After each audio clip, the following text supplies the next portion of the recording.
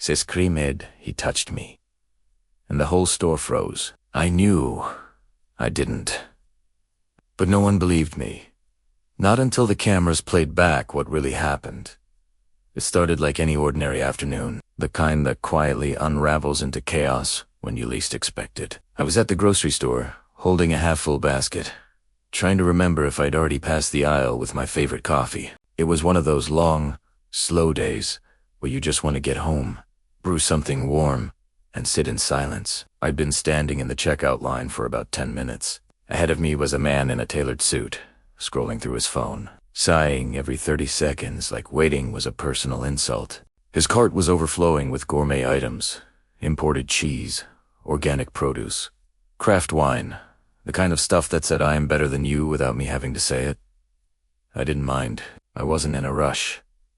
I just wanted to leave quietly. Then she walked in. A woman maybe in her early 50s, with hair so perfectly styled it looked like it hadn't met humidity in years. She wore oversized sunglasses, a silk scarf, and heels that didn't belong in a grocery store. She stopped near the front, scanned the lines, and instantly decided that rules didn't apply to her. She got straight to the front of the line, right in front of the man in the suit. "Excuse me," the cashier said politely. "There's a line."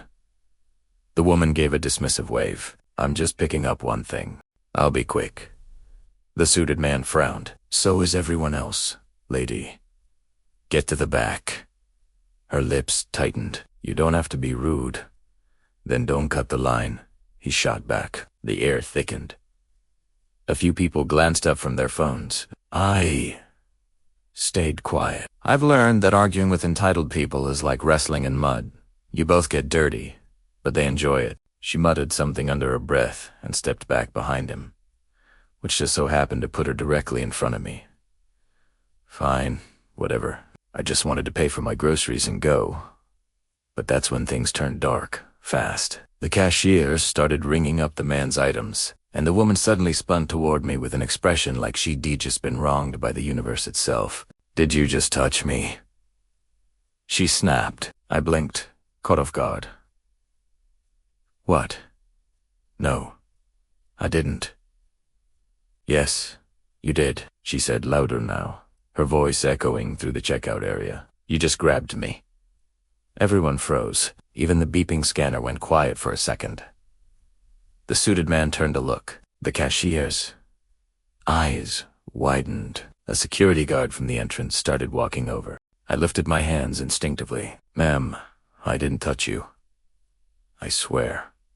She pointed at me like I'd committed a crime. "You're lying."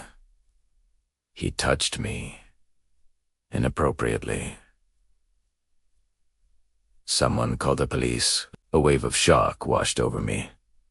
My heart started hammering. "What are you talking about? That's not true." The people around us began whispering. Phones came out. Recording, of course. Because in today's world, truth doesn't matter until it's viral. The security guard reached us. "What's going on here?" The woman crossed her arms, voice trembling with fake indignation. "This man just grabbed me while I was waiting."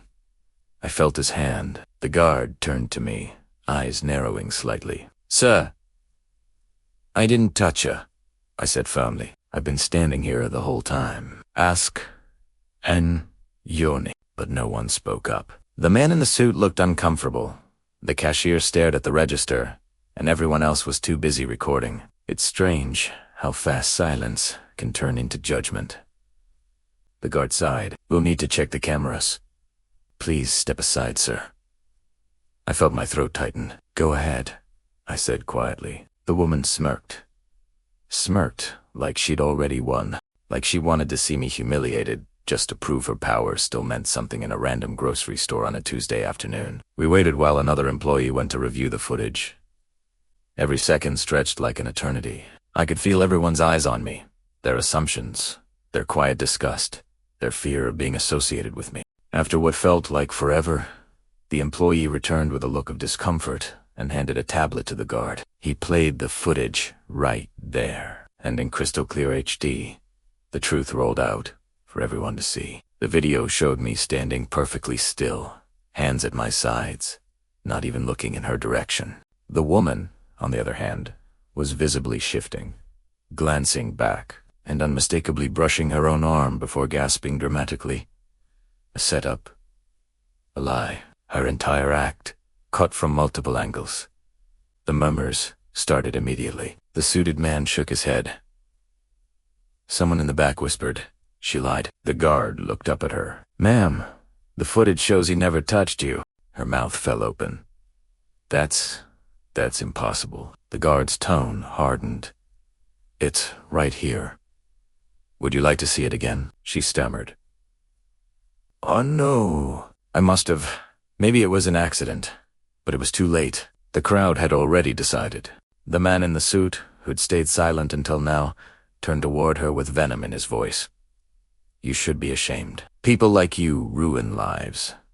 She backed away, her confidence evaporating under the weight of her own exposure. The guard crossed his arms. "Ma'am, you'll need to leave. Now." Her cheeks flushed red, her sunglasses trembling in her hands. She turned and stumbled toward the exit, the sound of her heels clicking against the floor like a funeral march. The store went silent. The guard handed the tablet back, gave me a note, and said, "Sorry about that, sir. Some people just can't help themselves."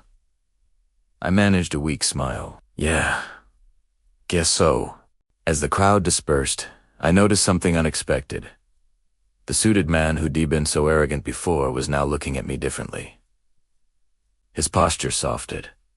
"Hey," he said quietly, "you handled that well. Most people would have lost it." I shrugged. Anger gives liars what they want. He nodded, almost respectfully, and went on his way. When I finally checked out, the cashier leaned forward and whispered, "I'm sorry for not saying something earlier. I was scared to get involved." I nodded. "It's okay. Fear makes silence feel safe."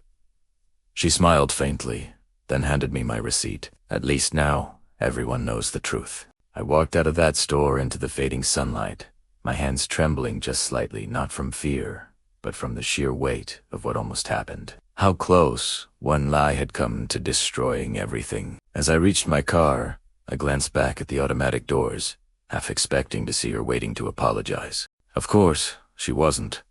People like that rarely say sorry. They just move on, pretending their lies never existed. But I didn't need her apology, because the truth had already spoken louder than she ever could. That night, as I sat at home, replaying it in my head, something hit me. In a world where everyone's trying to record the next scandal, it's terrifying how easy it is to weaponize perception, how quickly an accusation becomes a conviction, and how fragile your reputation really is dangling by the thread of someone else's story. But that day, for once, the truth didn't lose. It was recorded, replayed, seen by everyone. And for that, I was grateful. Because justice doesn't always come with a gavel or a courtroom. Sometimes, it comes from a grainy store camera and a crowd that finally opens its eyes. The loudest person isn't always the victim. And sometimes, the quietest truth speaks the strongest.